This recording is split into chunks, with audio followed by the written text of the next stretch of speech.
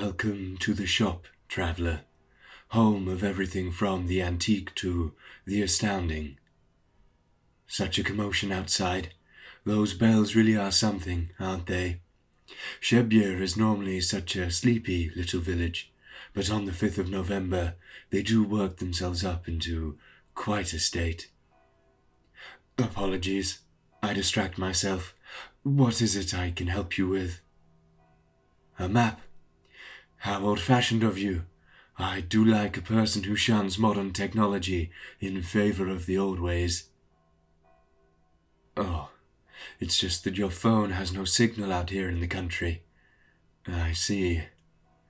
Well, unfortunately, I have no maps of this particular corner of England. You're more than welcome to wait here until the villagers finish their ceremony. It shouldn't take too long, and then you can ask them for directions. How does that sound? Good. Then it's settled. Since you're here, would you like to hear about what exactly it is they're doing out there? It's an interesting thing concerning God and the devil himself. You would? Well then, let me tell you the legend of the Devil's Stone.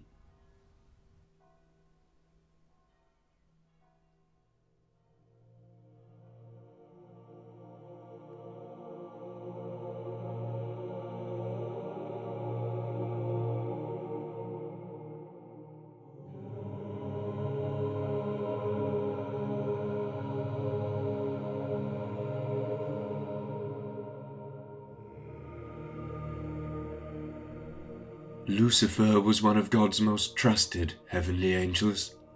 The Bible itself describes him as the seal of perfection, full of wisdom and perfect in beauty.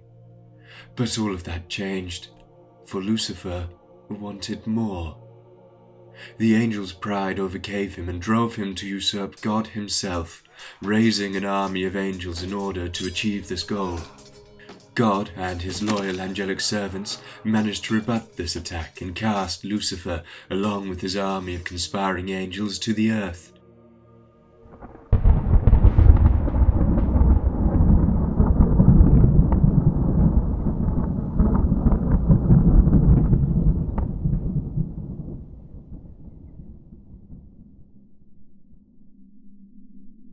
According to the Bible, they then fell further, ultimately ending up in hell, after which Lucifer became more commonly known as the devil.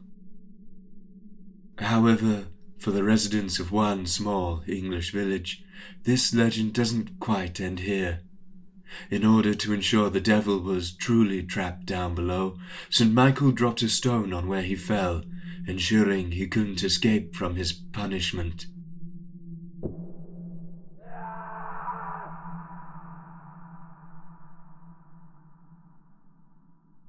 It so happened that the location of this final entombing occurred in a cozy Devon village known as Shebbear. There is, however, a catch in relation to trapping the fallen angel.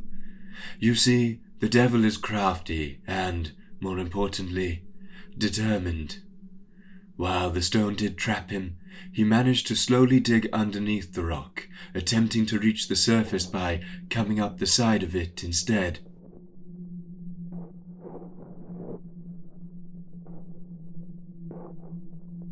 In order to stop the devil breaking the surface and causing havoc in the realm of mortal man, every year on November 5th, the villagers who call Shebbear their home gather to roll the stone over, thereby trapping the devil for another year as he has to re-dig his way out from underneath the rock.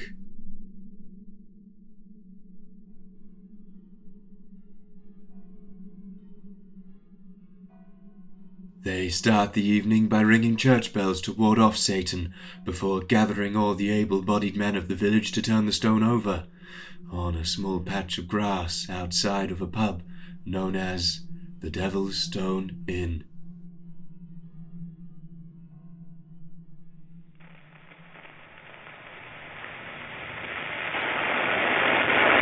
It may sound like a simple superstition, But when the villagers have failed to complete this act, great misfortunes have befallen the rural community.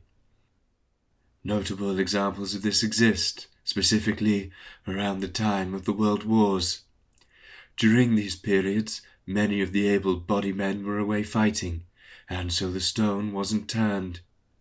The result being that many of these men never returned home. As for the stone itself, it didn't originate from the immediate area, the type of local rock failing to match the 6-foot, 1-ton seal that keeps the devil underground. Some say it was brought a great distance by a pagan cult and used by them as an altar. But who really knows? Whatever the case, it looks as if the tradition will be continuing for some years to come.